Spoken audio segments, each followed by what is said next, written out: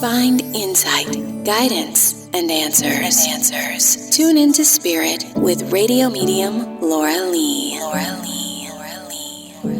Did you know there's 7 essential emotions to positive change in your life and the life of others?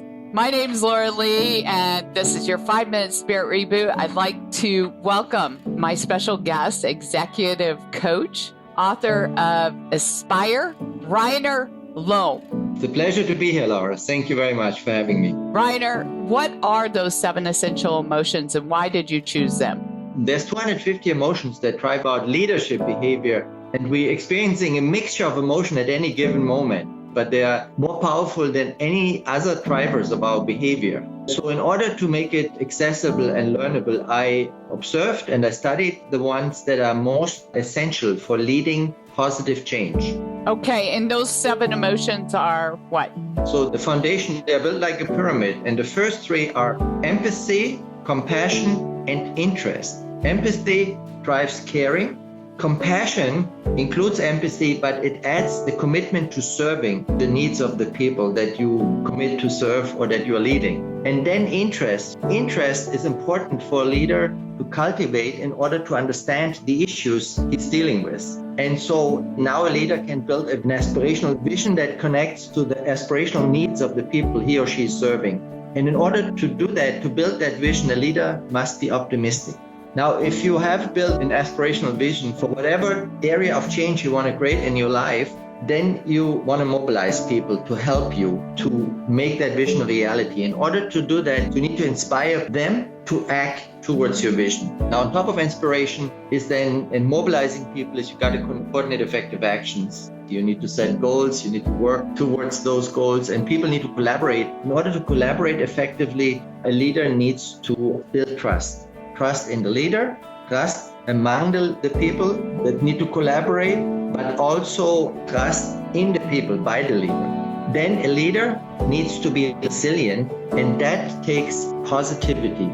You know, you talk about the idea of changing an emotion in the middle when maybe perhaps you're feeling something different than what you're supposed to be feeling in order to mobilize these people. So how can one shift their emotion? Let me give you the example of optimism, right? Let's say you have in your team, let's say you have a lot of resentment going on because the leader is behaving in a way that the people don't like. Maybe they expected a promotion and didn't get a promotion, or they expected to have off on Friday at 5 o'clock, but they still had to work longer. So resentment holds you on the back because you ruminate about the unfairness. You feel like a victim and you tell the story of victimhood, and that repeats itself, and it takes all the mental energy into the past of something you cannot change.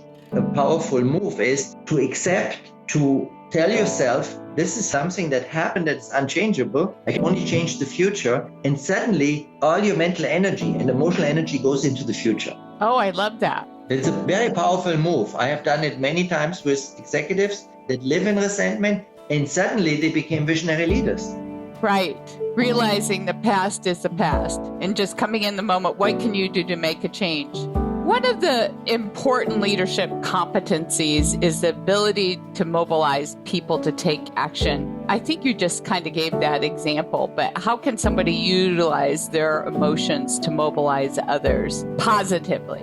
Yeah, let's say you have a team of people, and what very often happens, what leaders do, they tell people what to do. They say, this is our vision, and maybe they have even a written up mission statement and purpose statement, but nobody cares about it. So a leader, in this case, has to align and connect the vision for the company, the purpose of the company, the mission of the company to the high aspirations of the people. So for example, like the young people today, they care a lot about their future. They care about different things than maybe like the baby boomers cared about or the Gen X cared about. So they have different aspirations. So for the leader, it's important, especially when the leader is a little bit older than those young people and cannot connect. So really get to know those people. What do they deeply care about? What is the future they would like to see? What are their aspirational needs? And then connect your vision to those high aspirations. I see when you're talking about this, not only as somebody who runs a small business or any leadership role out there, but also as a parent. Absolutely. Thank you for sharing your wisdom. Where can people find your book, Aspire? You can go to my website, reinerlomb.com. Thank you, Reiner. It was a pleasure. And if you'd like more of these 5-minute spirit reboots, subscribe to our show.